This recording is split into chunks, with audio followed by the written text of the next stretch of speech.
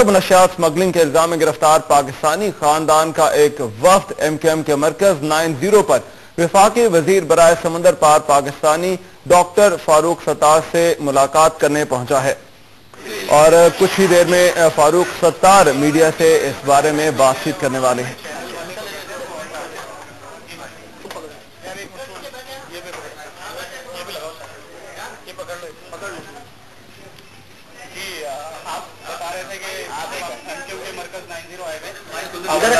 शुक्रिया अदा करें। मैं MKM के मरकज 90 आया हुआ। मेरा नाम मोहम्मद अमीन है, मैं राबिया का भाई हूँ और राबिया मेरे लिए मेरी बच्ची जैसी है और मैं MKM का और सारी गवर्नमेंट का और शुक्रिया अदा नहीं कर सकता हूँ कि मैं किस तरह कहूँ कि ये बच्ची हमारी वापस आ रही है।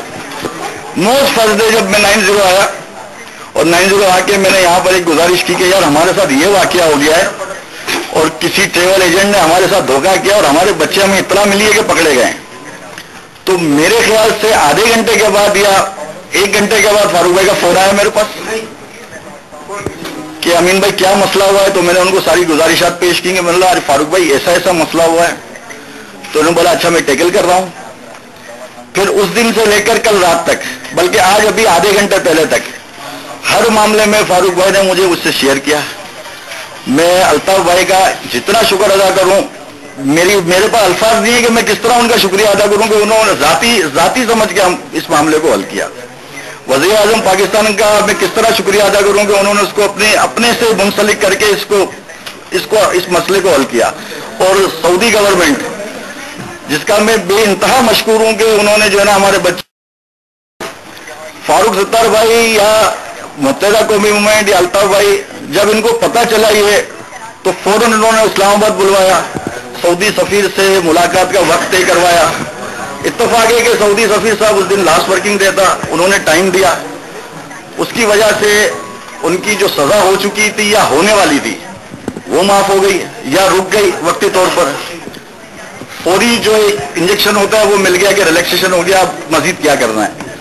मजीद वजीर दाखिला साहब ने बहुत मेहनत की, खुद सऊदी अरब गए इस मामले को सुलझाने के लिए।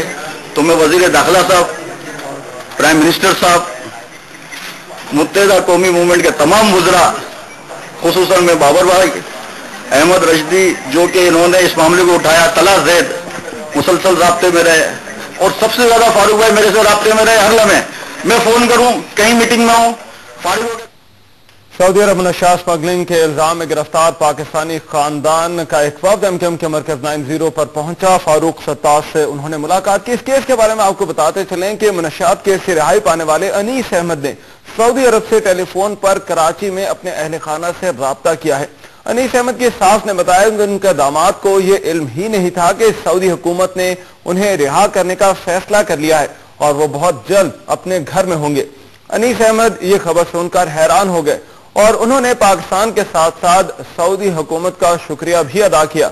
अनीस ने अपनी बेटी तूबा से भी टेलीफोन पर बात की और ईद की मुबारकबाद दी। तूबा ने अपने वालिद से फरमाइश की कि वापसी पर उनके लिए तोहफे लेकर आए। नशियात स्मगलिंग केस अब ये उम्मीद है कि वो जल्द ही पाकिस्तान वापस पहुंचेंगे। उनके खानदान का एक वफ्द पहुंचा है फारूक सत्तार से मुलाकात करने, जिस बारे में हमने आपको बताया। उस मुलाकात के बाद फारूक सत्तार मीडिया से बात कर रहे हैं। सफीर, साबिक सफीर अली अल असीरी साहब और मौजूदा सफीर अब्दुल अजीज अल गदीर साहब, उन्होंने भी इस सिलसिले में बड़ा अहम किरदार अदा किया।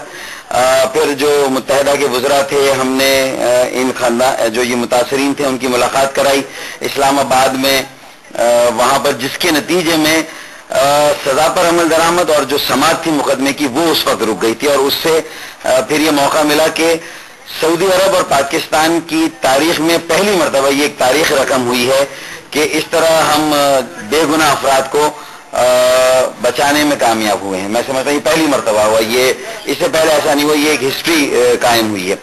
और इस सिलसिले में फिर वजीर आजम पाकिस्तान यूसुफ रज़ा गिलानी साहब, वजीर दाखिला रहमान मलिक साहब ने भी एक खुसूसी रोल प्ले किया और उन्होंने खुसूसी तवज्जो दी, जिसके नतीजे में सऊदी हुकूमत की तरफ से ये मैं समझता हूँ कि जो शर्त थी वो उसमें नरमी पैदा की गई कि जो असल मुजरिमीन हैं, जो मुजरिमान हैं, उनको हमें आप तहवील में दें तो फिर हम ان لوگوں کو جو کہ بے گناہ ان کو رہا کریں گے. سفیر سے جو آپ نے ملاقات کرائی تھی، جو ان کا آخری دن تھا جانے کا، دیکھیں اس سے تو ساری چیزیں جو ہیں وہ میں سمجھتا ہوں کہ ورنہ تو یہ ہے کہ وہاں بہت جلدی سماعت ہوتی مقدموں کی اور فوری جو ہے وہ سزائیں بھی دے دی جاتی ہیں. لیکن جب حکومت پاکستان نے اور پھر اوورسیز پاکستانی وزارت کی طرف سے اور متحدہ قومی امور کی طرف سے جو ہے وہ اس مسئلے کو ٹیک اپ کیا گیا اور سعودی سفیر کے ذریعے سے سعودی حکومت کو ہم نے خط بھیجا جس میں ہم نے سارے حقائق بیان کیے. ہم نے کہا کہ یہ یہاں پر اس طرح کے ٹریول ایجنٹ ہیں یا ان کے جو